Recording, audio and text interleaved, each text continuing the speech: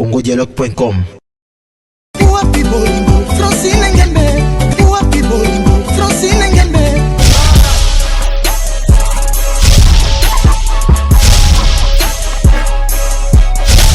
congodialogue.com. Il va l'opé sanga Francine Ngembe.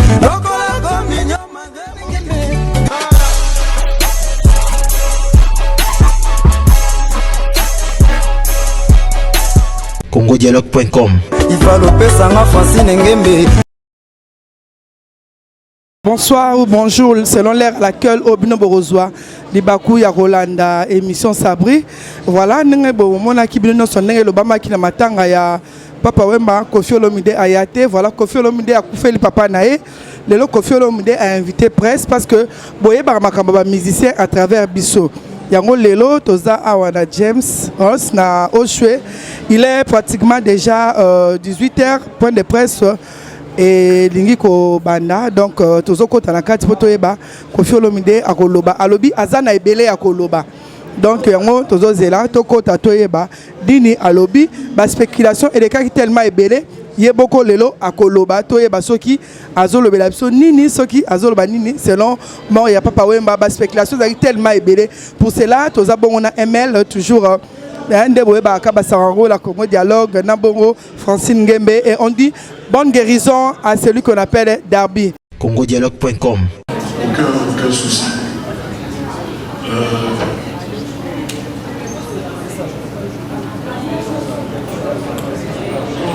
Quand Emile est mort, j'étais invité, je crois, 3 semaines avant, par le président Mugabe.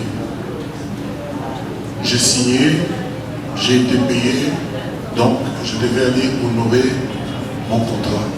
J'étais comme beaucoup d'autres gens qui aiment Emeléa, sincèrement, et qui n'ont pas pu être là. Il ne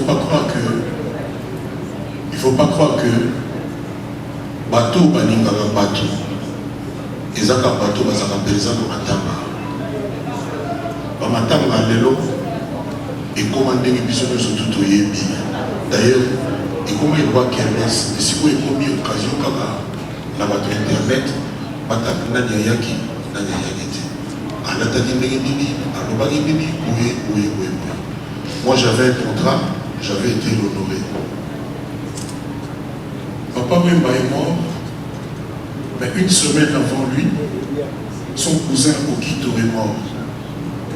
Le jour où il est parti à Abidjan, il y avait, je crois, l'enterrement, quelque chose comme ça. En tout cas, son cousin Okito, qui était ici à Matongé, est mort. Mais il est quand même parti honorer son contrat à Abidjan. Je vous avais dit, il y a des choses un peu douloureuses. Est-ce qu'on peut en parler? Donc voilà. Ce n'est pas grave. Il a voulu respecter son engagement. Vous savez, il y avait au Togo une histoire, un type devait me payer 60 000 € pour faire un concert, et quand il est venu, contrairement à ce qu'on avait dit, il n'a pas amené l'avance qu'on avait convenu. Et ce qu'il avait amené était tellement dérisoire que moi j'ai dit bon, je ne vais pas aller. En plus, toutes les autres conditions n'étaient pas remplies. En revenant de Lagos, je me suis arrêté à Lomé et cette affaire a été réglée. Il a signé les papiers, etc. J'ai pu avoir des avocats, mais je m'étais organisé avant, c'était pas improvisé, c'est-à-dire le rendez-vous était pris et tout. Donc, ça faisait 4-5 ans, vous avez dû entendre parler de ça, un certain monsieur Bienvenu. Il commençait à faire des élucubrations habituelles et j'ai pris des avocats, on a travaillé sur l'affaire et puis l'affaire est réglée. C'est-à-dire quoi? Quand vous signez, surtout des gens comme moi, Kofi Olomide, moi, Fali, moi, c'est toujours un problème. Et c'est toujours le plaisir, il y a ma journaliste, il y a pour amplifier. Donc là, j'avais un contrat à honorer avec l'État zimbabwéen. Je suis donc parti honorer mon contrat. Mais Émilie, alors il est, il sait lui-même si l'amour que je lui porte est authentique et encore vivant dans mon cœur. Ce n'est pas du tout un problème. J'étais, je crois, à Abidjan. J'étais à Abidjan, je crois. Donc le jour où j'arrivais à l'aéroport, on me dit que non, c'est une cérémonie parce que ça fait une médaille, etc., etc. Bon, je n'avais pas été averti. Et puis bon, quand on fait un mot, quand on dit à la télévision, je me suis dit, cérémonie de l'État, avec peut-être 7 heures de retard, 6 heures de retard, ça ne servait à rien. Et puis j'étais surpris de recevoir un message comme quoi le général Choulou, notre chancelier, me demandait d'aller là-bas le lendemain pour recevoir mes 3 médailles. Donc, je n'ai pas fait exprès, c'était encore une coïncidence. Papa Wemba est mort et je suis allé à la télévision nationale pour dire ce que vous savez, qui a été applaudi par tout le monde, par toute la planète. Tout le monde avait trouvé que ce que j'avais dit, que ma démarche était bien. J'avais même dit que lobby, la Roso Avion, c'est-à-dire, pour la guerre, il en voyage à l'Oufakuna. L'ami lobby, il était seul, etc., etc. Donc, sans calculer, sans que tout le monde était fatigué, sans limite. Je ne savais même pas si on avait un visa. Depuis la question d'un combat de l'aéroport, il y a que non, il y a un grand frère à Koufi Alexandre. Au pire des cas, dans un moment, le numéro de Alexandre. Après, sans calculer, sans contour à qui que ce soit, mais si même c'est là, à partir de l'émission Yakayo, la commune qu'on a payé, la Fokami, la consoler, la veuve, maman Amazon, ma maman m'a fait des bébés, votre famille n'a pas de bébés. Au final, on a dit à Obé Nabiso, on a voyagé en Kénabidjan. Et puis, tout le monde a voulu faire. Le nom de Melendi, président, patron et un footballeur à Congo, Constant Omani, Kazalakina, magasin Orca, à Pékinga Lobby, grand frère, laisse tomber ma Congolais au Kénabidjan. Mais on avait mon petit avion, il y a l'état, tout et tout. Non, incompréhension mimique, on a bateau, on va contre eux, Kenda, Boye, discussion, tout le monde est tombeau, qu'est-ce qui se passe? On a un petit canoca. Je ne savais plus quoi faire. La Bengi, gouverneur du Mouta, téléphone à suite. On va parler mieux, bien. La première même texto, dit le lot texto, des alliés, la téléphone là-bas. Dit le lot, dans son réponse. On va pas sur bien. Donc, dit la zone de la bino, dit le lot, la yoga, la bino, la yoga. La éviter, qu'est-ce qu'il est vrai, qu'est-ce qu'il faut, confiance, qu'est-ce qu'il y a, qu'est-ce qu'il y a, qu'est-ce qu'il y a, Nazana maman Nazali vivante. Nazana Bandekonama. Nazapé la mamie. Oyo, maman n'a pas si pour la Nazu ma conseil, dit l'élo avant Naya Awa. Oui, oui, oui, c'est pour ça que Ayagi n'a pas maté. Mais je me suis dit, encore une fois, bateau ça va na matanga kaka ndete bateau balingaka bateau bakufi bahypocrite mpe baza ebele bato ya esprit mabe mingi bayaka mpenza balingaka kutu moto yango te bayaka nde mpo batala soki ya solo moto yango akufi mpenza akendaka na bamusicien ya Congo moto papa oyo balingaka lokola nga azali te mpo nazoloba na bino oyeba yango ezali vérité nazali fanatike na bango nazali surtout ya ye papa wema mpona makambo ebele tovivre na ye makambo ebele eye mpe azali kolinga ye mingi omoni makambo soki ezali euti epa nzambe eumelaka eloko moko ebomaka ngo eza te nombre ya bapel bamessage mponga na zwa mpona papa oyo matanga akufaki na ndimi teke ata musicien moko ya viva ya lelo to ya kala azwaki yango.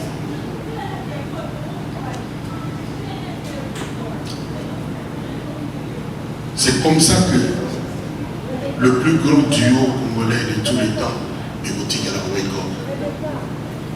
Batumbo te baboye mabaomi bali et les gars Wake Up à Congo. C'est ce que je vous dis, je mets ma mère. Mais pourquoi? Parce que Zalani duo et Batumbo balingani vraiment. La première fois, papa Wemba ala la mettre mon maman en bali, c'était moi. La première fois, on a eu Kofi Benala, la mettre mon maman en bali, c'était papa Wemba. C'est vous dire. Dans le Babengana qui est dans Abidjan, Beta dans Abidjan quelques temps avant le Webi, n'a attaqué concert pour mon équipe producteur, a un respect, l'artiste de Bonga Nazade. Bongaï, la Bouina a pu boutique à Wemba. La bâtie n'a pas dans la dame pour le monde. Tijou Nzambe a ouvert la main. La bétaka, musique, on a l'ingé à bateau. Au basala qui n'a pas mouillé.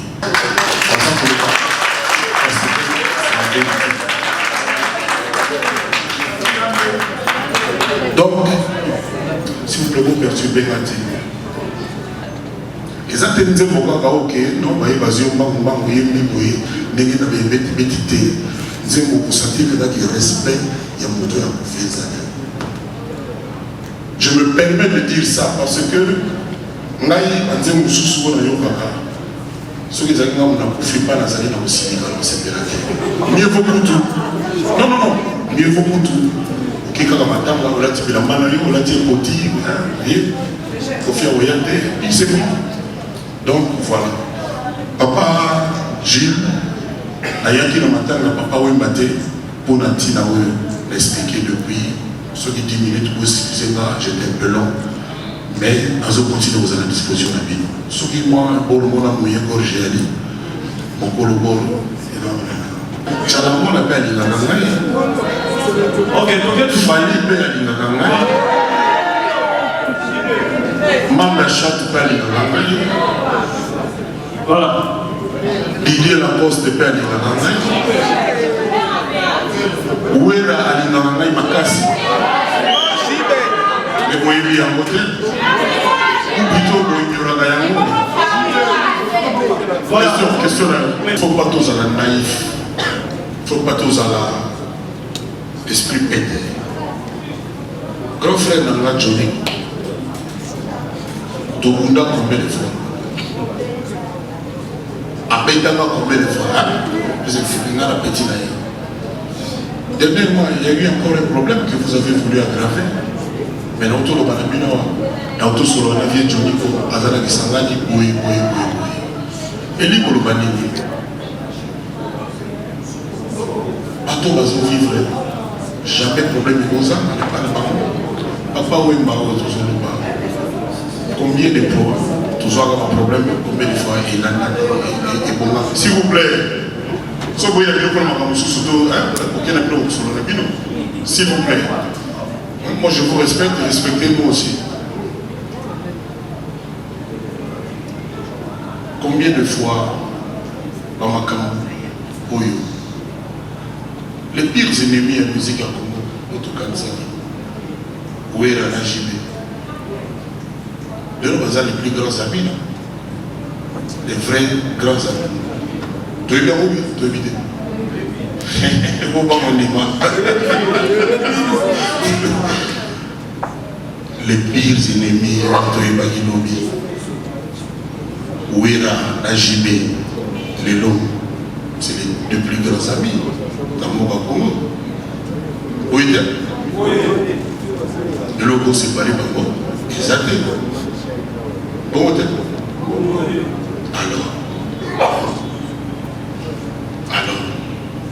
tant qu'il y a la vie, il y a l'espoir. Et là, on dit que ce que papa m'a décidé d'arrêter, que ceci ou cela allait se passer. Dans la Zanaba, Bino, aux Zanaba, il est belé, au Boyoka, papa m'a dit que la Kofi, Maïpe, Boyoka, Kapenzo, Malam, mais quand on s'est fait la mini, comme la loba qui était en oiseau vivre, Makambo Yotoni, Bino Boyebisanga, ma belle Boyoka, la Zoloba, il y a papa Wemba, dans oiseau vivre. On s'est fait la peine, ma belle Boyebisanga, irréparable quoi. Boyebisanga, Bino Boyebisanga, qui est comme tel ou Sala Wemba, s'il vous plaît, Boyebisanga. La bouche autorisée. Yo mo loba. Azali motuko a commis à Kofi dans la télévision dans l'émission le la JB Azali. Vous êtes d'accord non? On a eu un niveau là où commis à JB. Pardon? Voilà. Mais on a tout mis sikoyo pour les lois à l'élo. Il y a les alaki. L'obligé aux alaki. Bino mo boloba que histoire a changé la monde. Nana tuni bino oyeba na nyoso. Botangelanga Kofi voilà ma paix irréparable, impardonnable oyo kosala wemba yango. Aina yoka kodi. OK, je me permets de le dire. Donc ma paix bino tu vois d'accord ma paix moi là. Donc s'il vous plaît.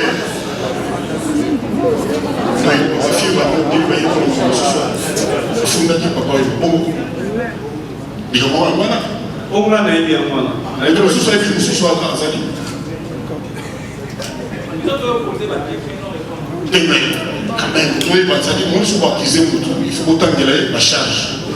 Wake up, Odamai Mingi, Adamai Muke. Wake up, Yodamai Mingi.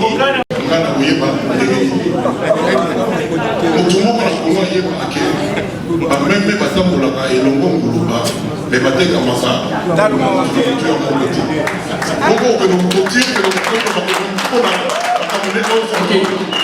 vraiment s'il vous plaît dit que vous voyez la cimetière à mon tutelle soi-disant et là vous voyez les gars qui ont mon voisin aussi ils sont assassins et puis papa il m'a nenga na yebi à Kokiko comme on a un niveau biloba on a maman poétique.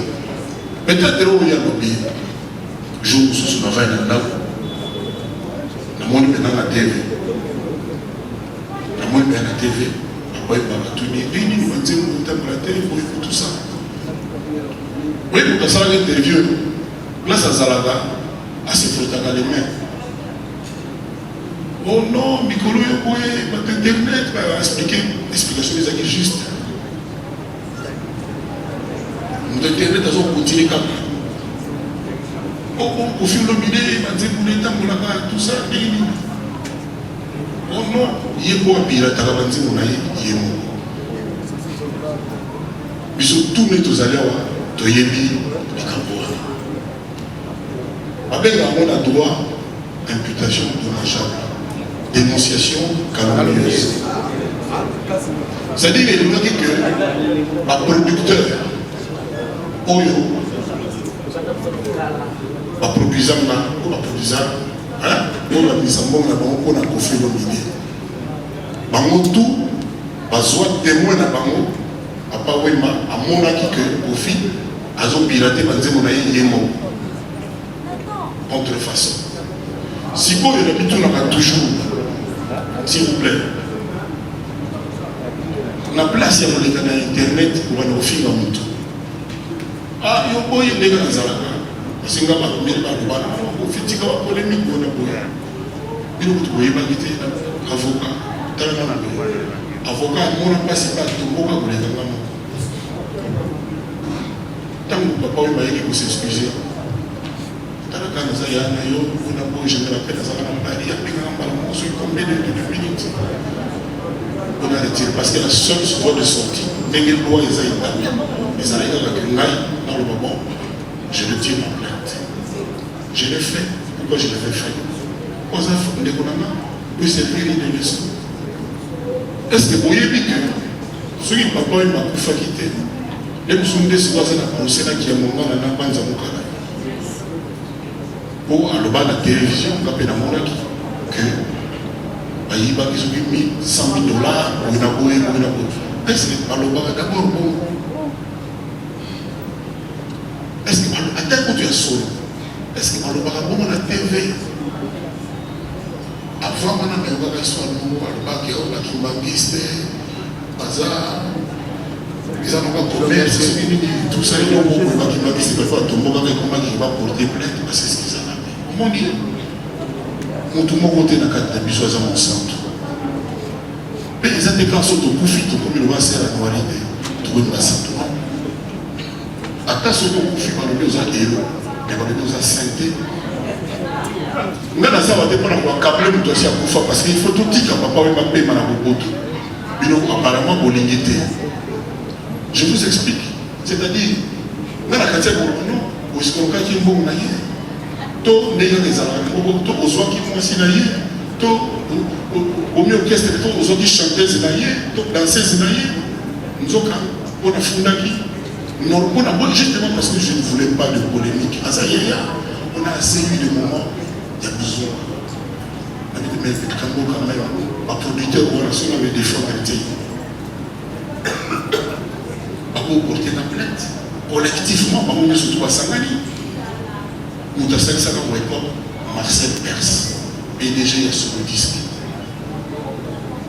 Il nous a dit on était les meilleurs amis du monde, malgré notre différence d'âge.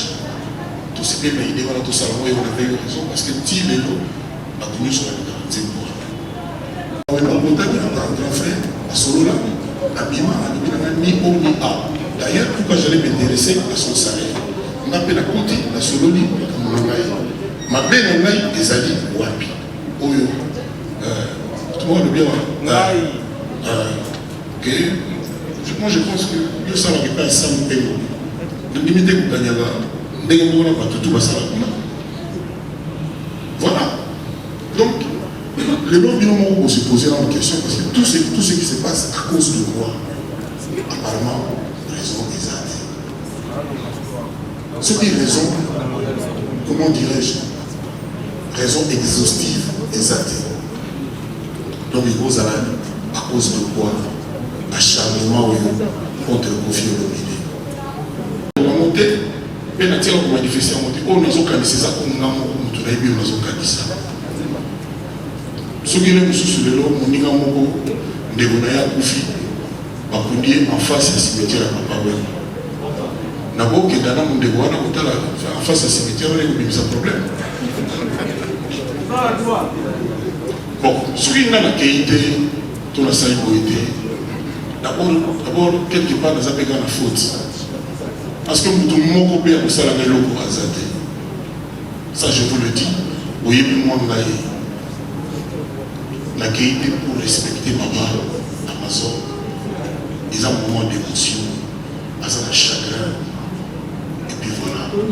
Dans ma histoire, moi,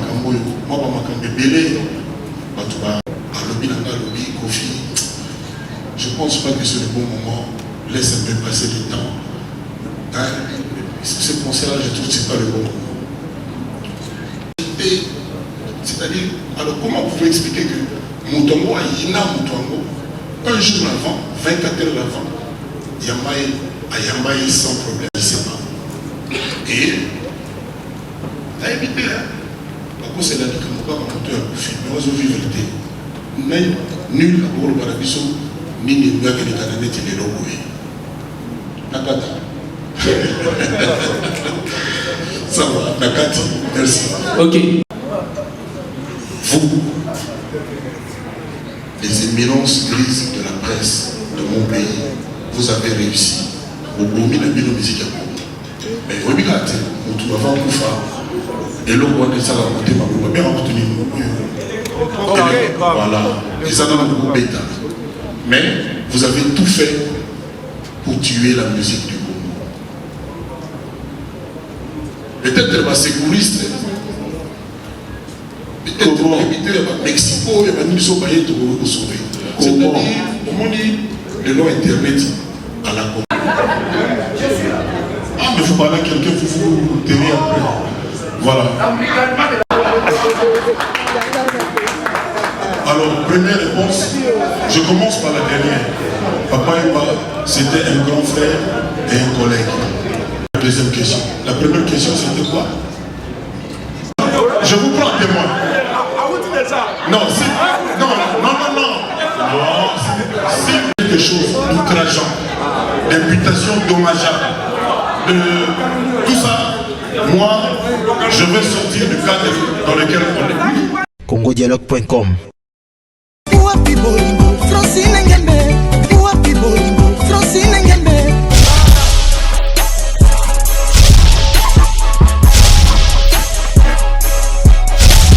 congodialogue.com. Il va l'opérer en Francine Ngembe.